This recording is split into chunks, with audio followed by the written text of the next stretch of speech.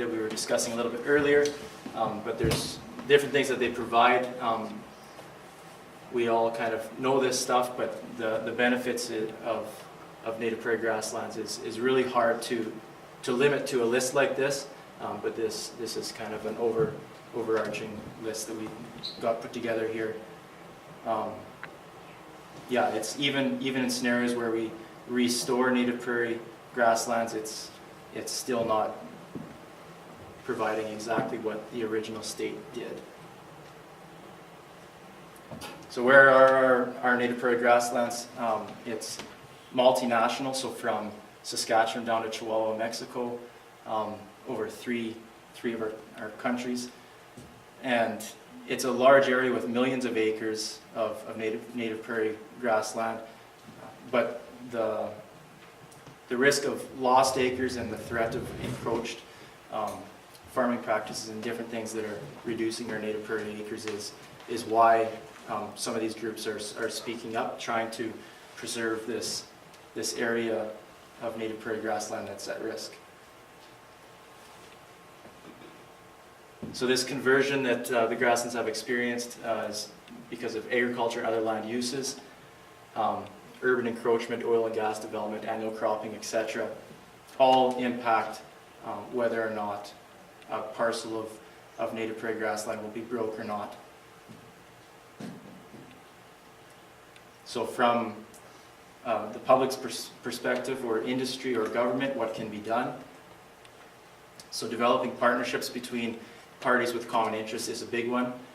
Land managers, people in the research and scientific realm, policymakers and the public, all trying to connect strings and work together to protect what native prairie is left. So the North American Agreement on Environmental Cooperation in 1994 collaborated on protecting North America's environment through this agreement. So this was Canada, Mexico, and the United States all jointly through this. And out of this was established the CEC, which is the Commission for Environmental Cooperation, and this is the project, or the organization that I was referring to earlier. And they're in place to support cooperation among the three nations, Canada, Mexico, and the United States, and striving to protect the shared environment between the three countries. And then in that falls the native prairie and protecting it. So the structure of it has a council, a secretariat, and a joint public advisory committee. The council is the governing body, consists of a cabinet level, and the secretariat provides technical, administrative, and operational support to the council. And then there's a joint public advisory committee, which has citizens from each country that sit and advise on any matter that would involve the environmental protection. So in essence, it supports the CEC, or Commission for Environmental Cooperation, would support grassland conservation and through the implementation of beneficial management practices across North America. It encourages sustainable ranching practices and grassland stewardship for a continentally shared ecosystem. So this organization is really working closely with those on the ground, the ranchers, to pilot these practices across North America, and then there's funding that they are investing in that. So catalyzing the North American Grasslands Conservation and Sustainable Use through Partnerships project. So this is where the project that I'm going to talk about actually comes into place, where money has been invested to help ranches all over these three countries invest these beneficial management practices. So who are the partners involved here? The Canadian Forage and Grassland Association is the direct connection from a Canada level with CEC, and then CFGA worked on filtering the funding opportunities down to each provincial forage association. So in Saskatchewan, that's the Saskatchewan Forage Council, who then worked with the specific producers here in Saskatchewan. So the objectives are to establish on-the-ground pilot projects in 3 prairie provinces, so it's Manitoba, Saskatchewan, and Alberta, to demonstrate the positive linkages between environmental sustainability of livestock production and environmental benefits while identifying key ecological parameters affecting the sustainability of grasslands. So in essence, it's looking at logical things that we can implement on our ranches that's going to help provide sustainability for the native prairie that's there and protected. So the operations that had projects here in Saskatchewan were our own, Perrin Ranching, and that's myself and my wife Lorelei, and then my parents Reg and Shannon Schellenberg, and then there's 2 other operations there that also had projects. And I'm just going to touch on ours. So our operation, I'm 4th generation on our place. My daughter Ella is hopefully, maybe someday will be 5th. Strong passion in our family for the ranching lifestyle and what goes with it.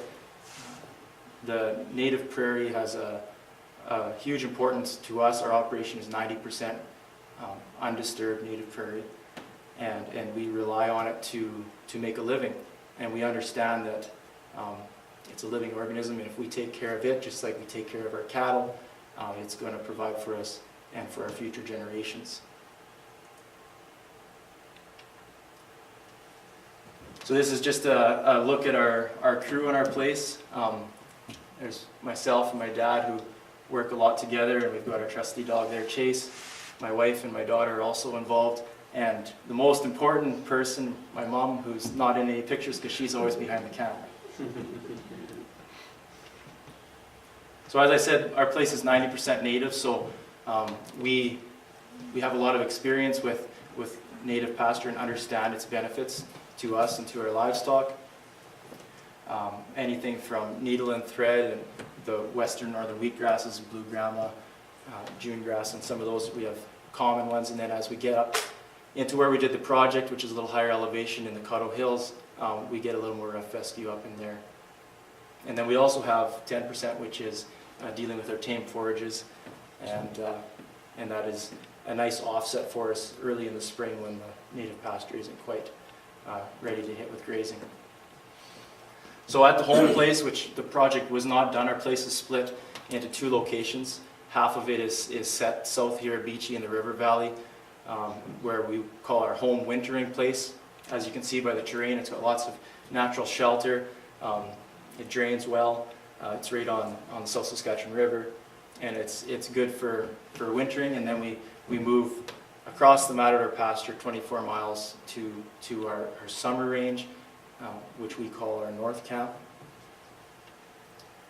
And so up there is a little different soil type and even weather sometimes.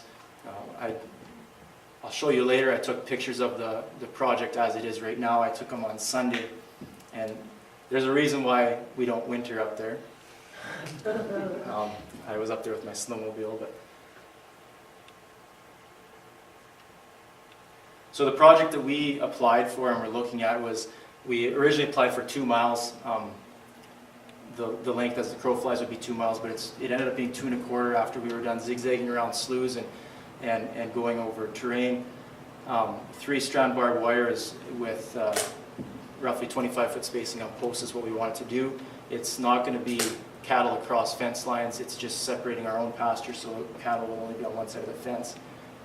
We estimated there'd be about $10,000 of cost for the fence in total, which we very underestimated, and I'll go over that a little bit later what the actual costs were when we were done. But this is something that we know the benefits of this cross fencing. We knew that it was something we wanted to do for a long time. It's been on one of those job lists, but during VSE and other things, financially it wasn't really an option for us to go this way. And then when this project was made available, we thought, well, now's the time to do it. So, because it's an extremely large pasture. It's our largest pasture, 5 sections, 20 quarters.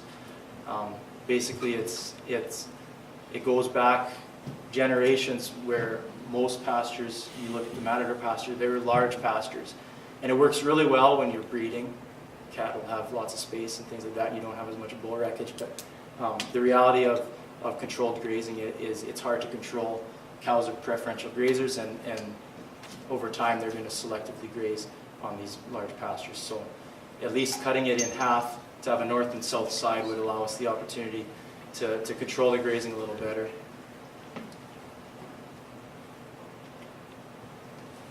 So this is a look at what we call our summer range. So this is up at North Camp. It's about 10 sections there. And so 5 of them was in this, what we call our hill field, which the cross fence we did is this dotted line, cutting it basically in half. So there's a north and a south side now. The south side is underutilized, or sorry, is overutilized in the range health assessment. Confirmed that, but we knew that from riding in there and being in there. The cattle always like to hang this south end because of the lakes and the heat of the summer. And in the north end, it's just a little more work for them to get up in the hills and because of the terrain. So now that we've got this cross fence, we can force the cattle to stay up in that north end. And it's an underutilized area of the pasture, and the range health assessment showed that too. And this is just for a landmarking. This is Clearwater Lake on the 342 highway. Kyle would be somewhere down over here. So we're in the RM of Lacadena for this part of the ranch. So this is what it looks like in the growing season. This is looking north. This is one of the main lakes at the south end there.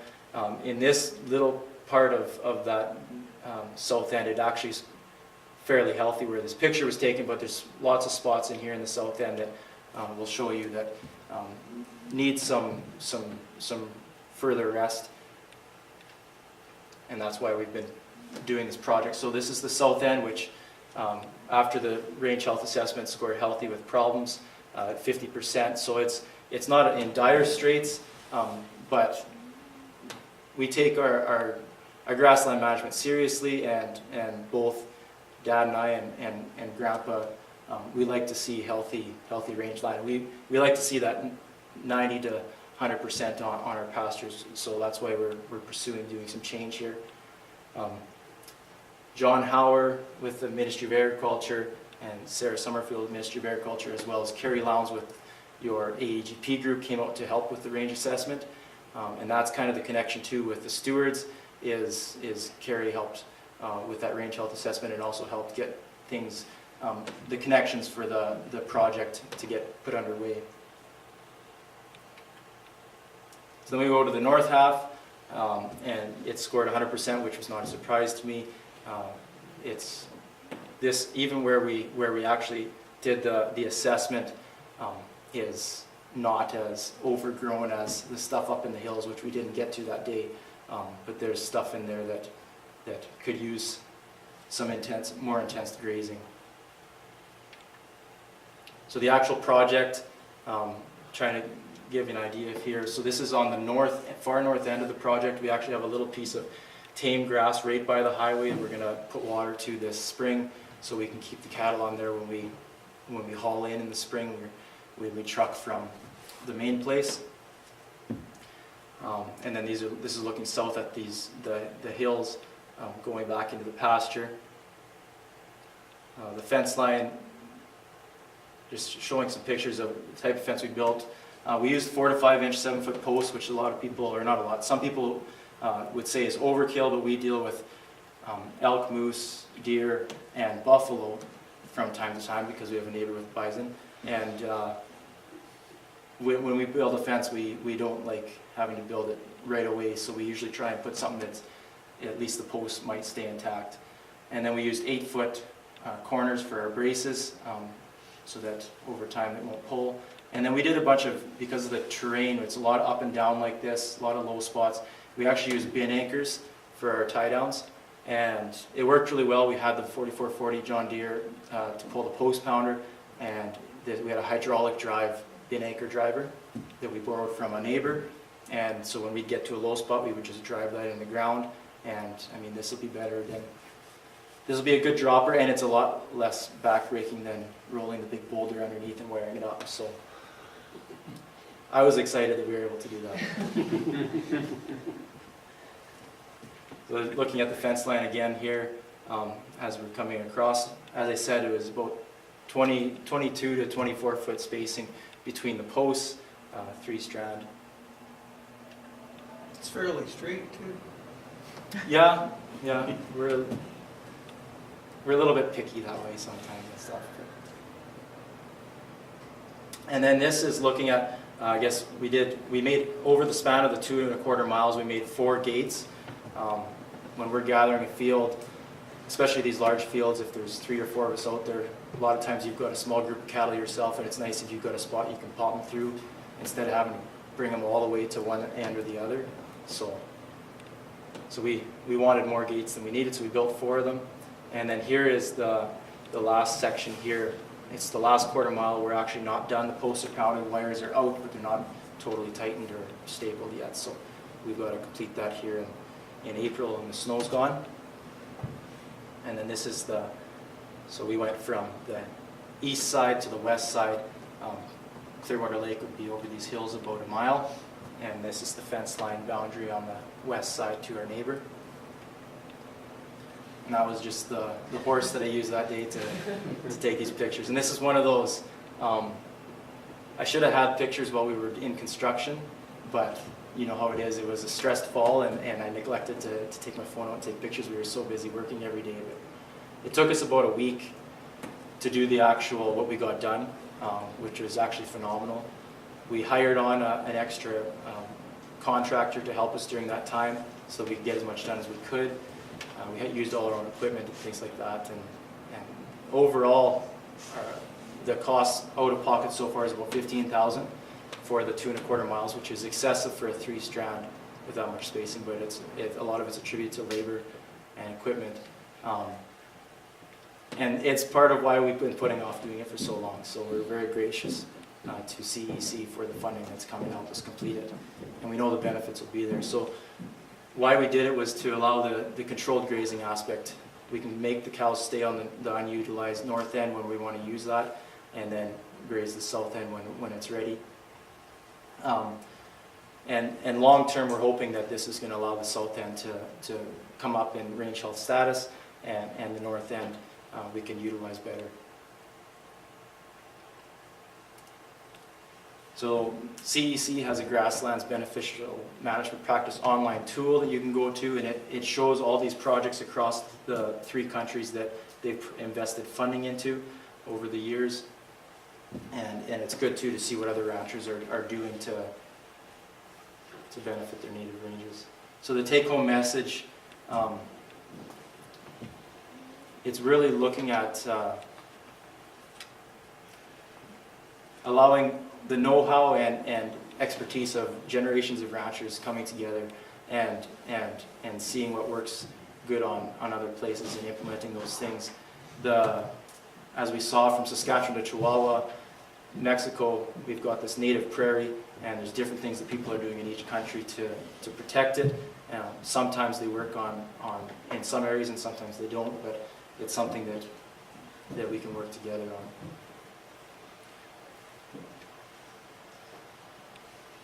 So thank you to CEC for providing funding for the project first and foremost, and the Forage Council of Saskatchewan for being a partner in there, as well as the Canadian Forage and Grassland Association.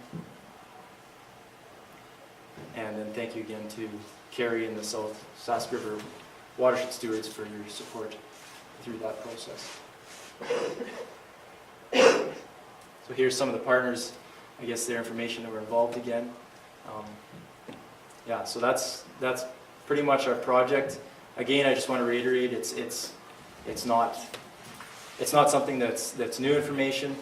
I mean, taking a large pasture and cross-fencing it so you can have more control is fairly elementary, but it's something that until the opportunity was there, it likely wasn't going to happen. So we're very grateful for the funding. And I'll leave it at that.